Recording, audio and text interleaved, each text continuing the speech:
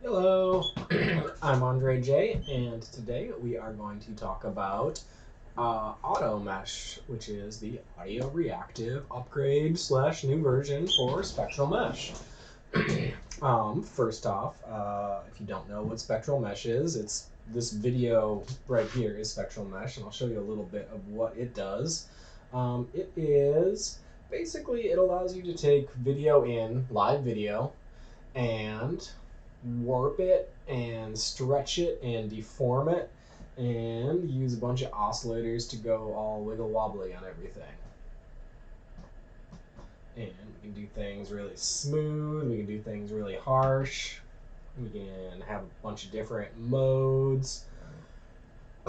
But yeah, up until now, it's been just a standard issue. You control it with like a nano controller, like all of the VSER Pi. And people have been sort of asking ever since I put out the Auto Wave if we could make an audio reactive version of this, and the answer is yeah, of course we could do it. It took a little bit of time, but I'm just finishing up the image for it. You can download the beta version to play with on your own. The final version will be a little bit more polished than that, but yeah. So basically, the way that this is going to work is if you've played with auto waves before, auto waves is to wave pool what spectral mesh is, or auto mesh is to spectral mesh. And I guess I'm just calling it auto mesh because I haven't really thought of like a cleverer name for it, and it seems like the easiest way to signify what it's doing. But yeah, so basically it works by, there's like frequency assignments. So the A, B, and C buttons on the nano control will now turn on the ability to affect any of the parameters with low frequencies, mid frequencies, or high frequencies. And I'll do like a really sort of like rigorous test here first off, and then just kind of jam out for the rest of this and show you a little bit of what goes on here. But just to start off with, we've got, let me turn off the bass. So we'll just work with like the kick drum for a moment, because I feel like the easiest way to see what's going on is just start mapping low frequencies to things, and this is, I think, what a lot of people want to use most of the time is just this sort of beat detection, beat mapping thing. So just using low frequencies will give you a pretty good beat detector. So I'm going to turn it on, and I'm going to start to add the amplitude of the Z LFO, and I'm also going to tune frequency of the Z LFO.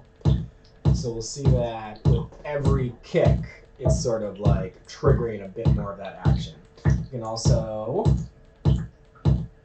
add the frequency or add the rate to that too, so it'll sort of wiggle really quickly. And start playing around with this a little bit. And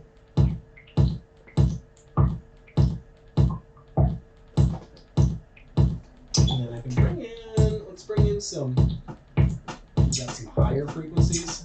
So we'll bring in some higher frequencies and start adding higher frequencies to another one of the LFOs. So turn on high frequency, and then we'll start to activate the Y LFO.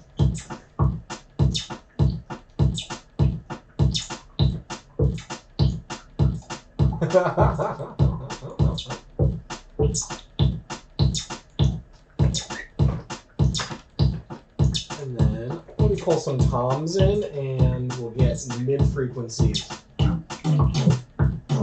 mapped to the X LFO.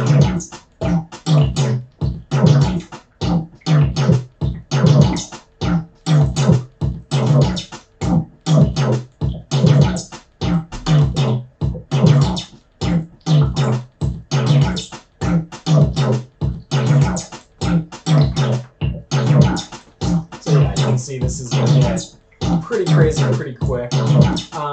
Yeah, so fundamentally that's how it's worked. That's how easy it is. Just give it some audio, choose a frequency to match to something, and there you go. You can still control everything else while you're doing it, although honestly it's the more audio reactions you add, the more kind of crazy it's going to get at any given moment. You can see if I just stop it right now, no audio, this is kind of just where it's sitting at.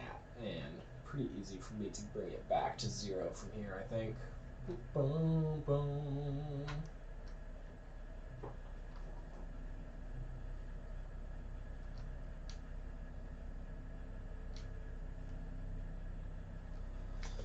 So you can see that you can't. It seems like you might be able to get lost, but if you just like keep the keep track of where you've mapped everything, like you can always get back to like a more simple zone here. Now let's close up on my beard, real crispy here. Oh, zoomed right out. But yeah, I mean, I could talk about this for a while, but I'd really just be repeating myself over and over again because it's a really simple setup. It's Spectral Mesh. This is the the pseudo scan processing video synth I make, and you can control it with audio. So basically, the best thing I think I can do is just start playing some live music along with this and see what kind of crazy stuff I can do. I think to start off with, we'll do something with the one of the line modes. Yeah, let's try this. And I can bring in a little bit of displacement.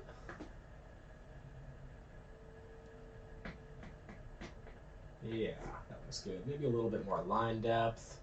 Yeah, that looks pretty good. Zoom in a little bit. All right, so I'm gonna start jamming out.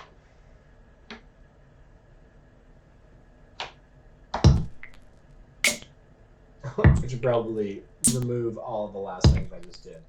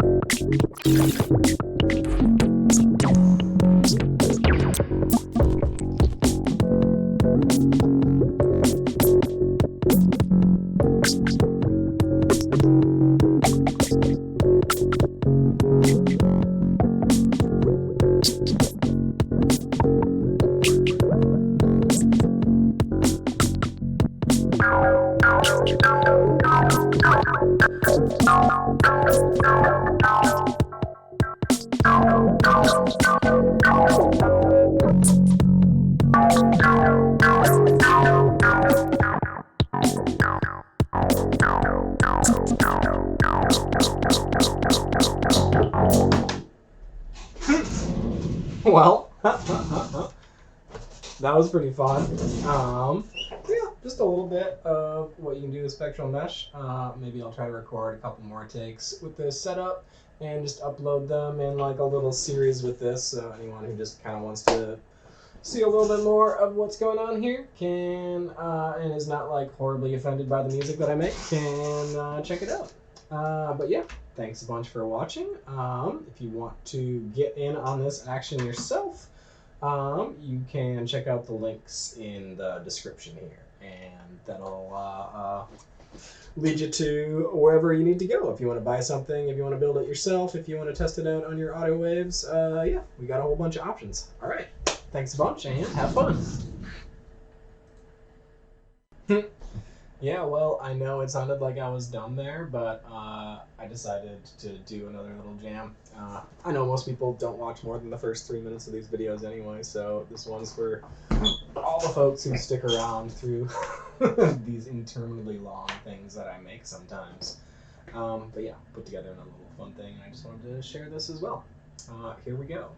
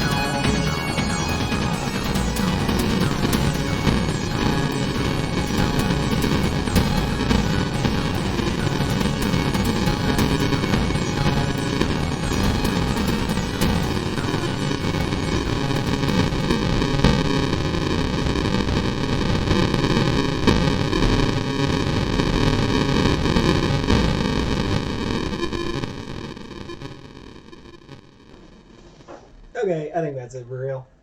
Thanks for seeing through this whole thing. Yeah. All right, bye.